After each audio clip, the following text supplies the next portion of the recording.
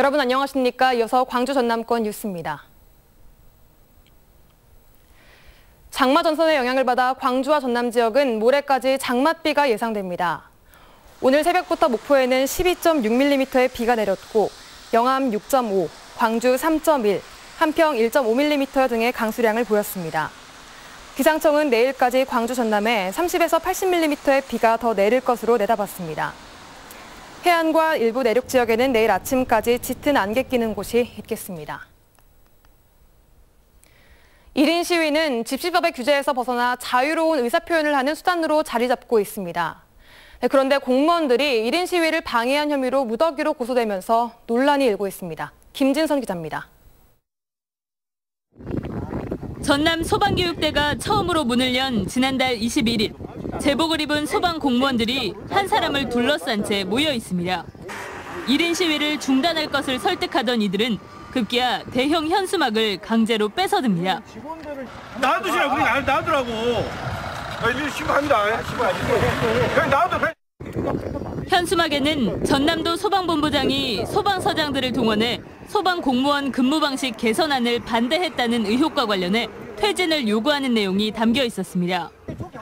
경찰이 출동하자 이들은 흩어졌고 시민은 10여 명을 모두 고소했습니다. 강압적으로 끄집어내려고 하니까 표현의 자유 침해죠. 정당한 권리였는데 우리도 권리 침해를 받은 거 아니에요?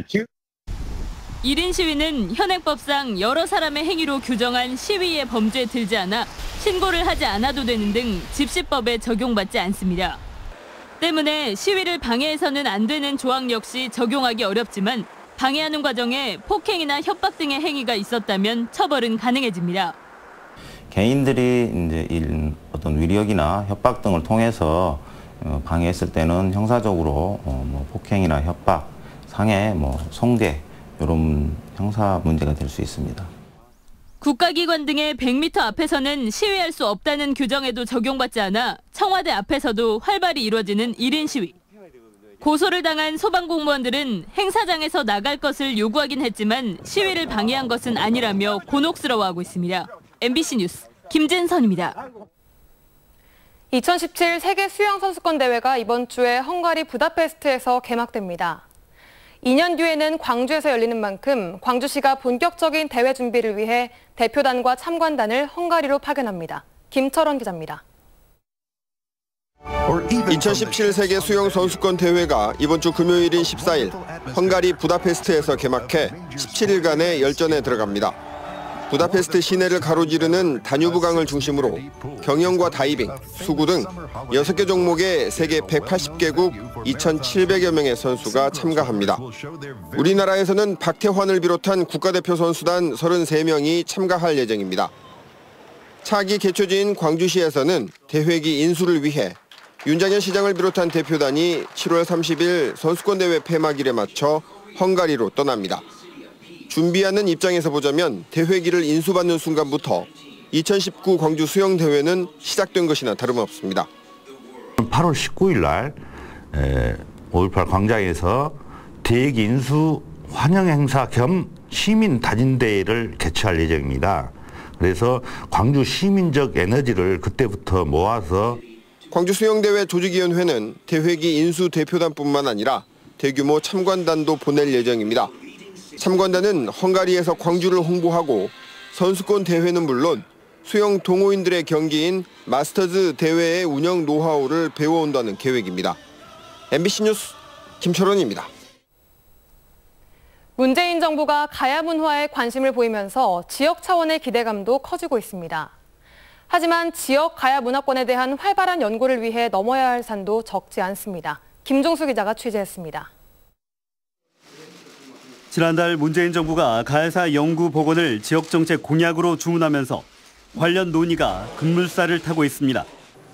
지역 학계를 중심으로 이뤄진 조사 활동에 탄력이 붙을 전망이어서 예산 지원 등 내심 기대감도 드러냅니다. 현재 순천 지역의 가야사 연구 활동은 서면 운평리를 중심으로 이루어지고 있습니다. 지난 2005년 이후 수백여 점의 유물이 출토되면서 연구 복원 가치가 높게 평가되는 곳입니다. 하지만 감춰져 있던 가야사를 수면 위로 끌어올리기 위해 해결 과제도 적지 않습니다. 이곳 은평리를 중심으로 가치 있는 가야 유물들이 많이 발견되고 있지만 대부분 사유지다 보니 연구 활동에 제약을 받을 수밖에 없습니다. 이에 따라 정부의 지침에 맞춰 그동안 소홀했던 가야 문화에 대한 관심과 지원이 필요하다는 지적이 나오고 있습니다. 행정에서 조금 소극적이었습니다. 앞으로는 보다 많은 관심과 예산 배정을 해서 보다 더 활발한 가야유적 조사가 있었으면 합니다. 30여 년 전부터 가야사 복원에 공을 들여온 타 지역과의 협업 구축은 향후 연구 개발의 청신호가 되고 있습니다. 특히 공동연구센터 설립을 통해 서부 경남 지역을 포함한 가야 문화권 정보 공유와 연구 인력 양성도 기대됩니다. 호남 동부와 영남 서부는 거의 같은 성격의 문화가 존재했던 게 아닌가, 조사를 하고 토론을 하면 전혀 새로운 역사상이 나타나지 않겠는가, 그런 기대를 가지고 있습니다. 지난 2012년 일본의 식민사관에 기초한 임나 일본부서를 뒤집을 수 있는 자료가 대거 출토되면서 고고학계에 관심을 모았던 순천 은평리 유적. 문재인 정부가 제기한 가야사 복원 논의가 또 다른 출발점에 서면서 묻혀있던 역사적 가치를 끌어내기 위한 각계각층의 노력이 요구되고 있습니다. MBC 뉴스 김종수입니다. 문재인 대통령이 연방제 수준의 지방분권 의지를 밝힌 가운데 전라남도가 지방분권 대응 전담반을 꾸립니다. 전라남도는 자치행정국장을 단장으로 전담 조직을 만들어 내년 12월까지 학계 등과 연계해 지방세제와 재정, 자치입법, 자치조직, 균형발전 등 8개 분야에서 활동할 계획입니다. 지방분권 대응 전담반은 지방분권 14개 과제 검토와 함께 이행 전략을 마련하고 시도지사협의회 등 지방협의체의 정부 건의 과제를 제시할 방침입니다.